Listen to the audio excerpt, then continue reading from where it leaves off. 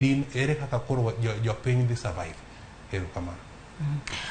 Itsete ramane twak mana dwaro ni mondo wa donje achiel kachiel mana winjo kawe wacho ni gin milion 2 kata kamano ntiere anonro manyiso ni gin milion 3 mar oganda koriwore gi piny mar Rwanda, Tanzania, Uganda, Kenya gin milion 3 ma bende tijni ondiko mano tich mar mitumba ka bende ohala ni kelo omenda maromo dola milion 420 e sekta no mar ne piny owacho kata kamano. Kuom mano Michael, ponono ni ochak oduok kwan mar lep mtumba e pachoka. Ere picha mineno mbele, ere kaka dhi bedo? Ponono ni chik ni oketi e tim makoro idhi jiw mana kembe mondo mi olos lewni manyien mondo mi mtumba oduok piny. Ere picha mineno mbele, dhi bedo nang'o?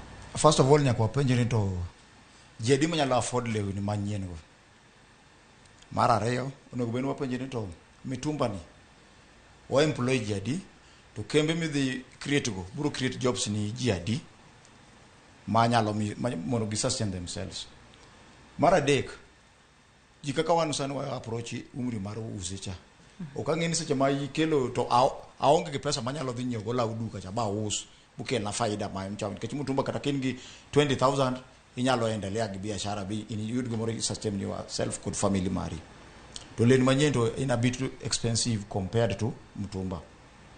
Gima sirkal onego bed ni timo, onego bed ni keto sheria ma joma uso mtumba kik mondo mitumba substandard mondo mi okele Kenya kar kaindi but gikele mtumba quality. Gima ne mzee Raila Amolo Odinga no uwe last campaign mare kana wacho ni mtumba ka mawuok oko onego bed ni biro lewni moko makata ka ng'ato rwako man gi maana ok lewni moko ma aina ma jawadwa kose wacho yudo ka China kelo mtumba mo yudo ka gin gik moko madier mata king'iyo ma chal dumping site mag gimo onego bed ni control but loro mtumba kata kelo chik ma regulate mtumba ma koro mtumba dhine no useless they render so many people jobless.